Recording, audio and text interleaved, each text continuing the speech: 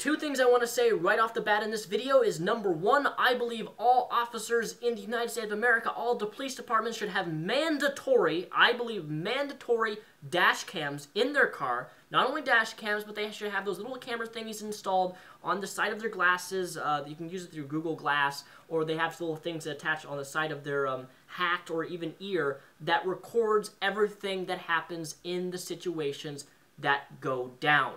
I believe every station, every cop should have one of these. Of course, a lot of officers don't have this, and I believe that if what happened in regards to the Darren Wilson / Mike Brown Ferguson case, a lot of this stuff could be prosecuted with the correct facts. These United States cops need to be held to the highest standard in terms of their job, and that means that they get recorded with every action that they do, because they are being held accountable for they're supposed to be protecting the community, not killing innocent people. Number two, I believe that yard arm is another mandatory thing that needs to be installed in all police officers' vehicles and weapons. Yard arm is a brand new technology which makes a lot of sense because it tracks everything. To when you pull out that gun and you fire that gun, you can see the angle in the shot and the direction north, east, west, south of where the bullet was shot. If you've never heard of yard arm technologies, this is what it is. Yard arm. At Yard Arm Technologies, the leader in firearm safety technology for law enforcement, we've developed an advanced new tool that gives a law enforcement organization's firearms the ability to talk to commanders and tell the true story of any engagement as it happens in real time. With Yard Arm, law enforcement commanders can get real-time information about how, when, and where their firearms are being used at all times, directly from the firearms themselves. With this information, all wireless and controlled via command center dashboard monitors or smartphone, commanders get a new level of awareness of what's happening with their officers on the ground. With this awareness, they can make split-second, informed, and most importantly, life-saving decisions as events unfold. And following an engagement, a weapon equipped with Yard Arm can talk to CSI teams and help them piece together the true story of how a law enforcement officer's weapon was used. Firearms now have a voice, and it's a voice that can save lives and help your department become a smarter department. Yard Arm Technologies, a smart partner for law enforcement.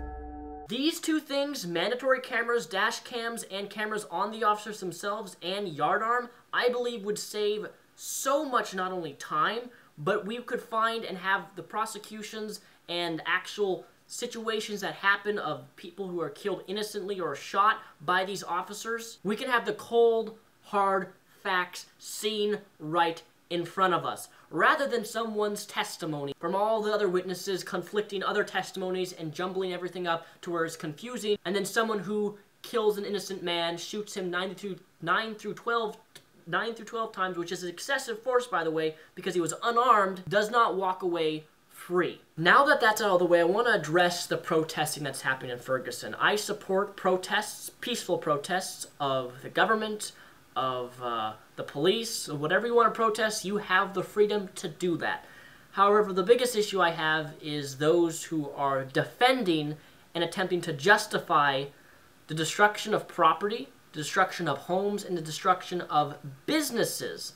There's been pictures upon pictures of people looting Walgreens, they're lighting them on fire, destroying Little Caesars Pizza. How you can destroy a pizza place is beyond me, since they make me happy. But overall, just because you are against violent protests and people taking advantage of the situation, which is what I think that's happening, you know, one wrong does not make a right.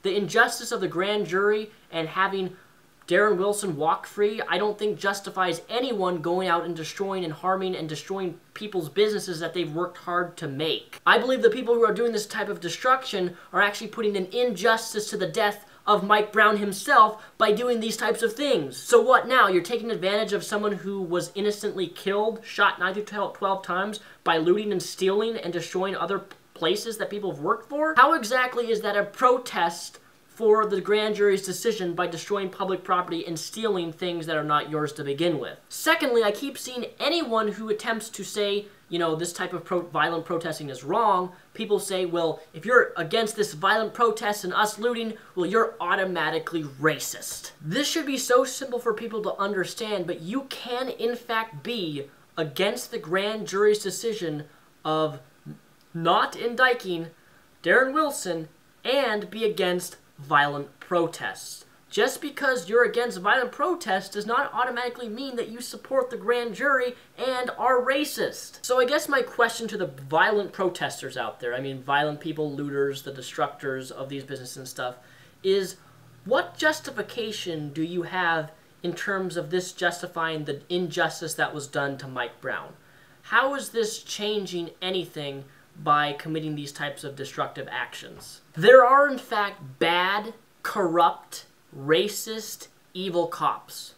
There are in fact bad protesters who are violent, who take advantage of someone's innocent death to steal and loot. But I also want to make it very clear that there are also good cops who actually do in fact care about people and injustice. There are in fact good protesters who protest peacefully about the injustices that are done around the world. But I believe that once we start treating injustice with injustice by destroying public property, destroying people's businesses that they've worked hard to obtain and work for, it is no longer about an innocent life that was lost, Mike Brown, but about you taking advantage of a situation and abusing your power.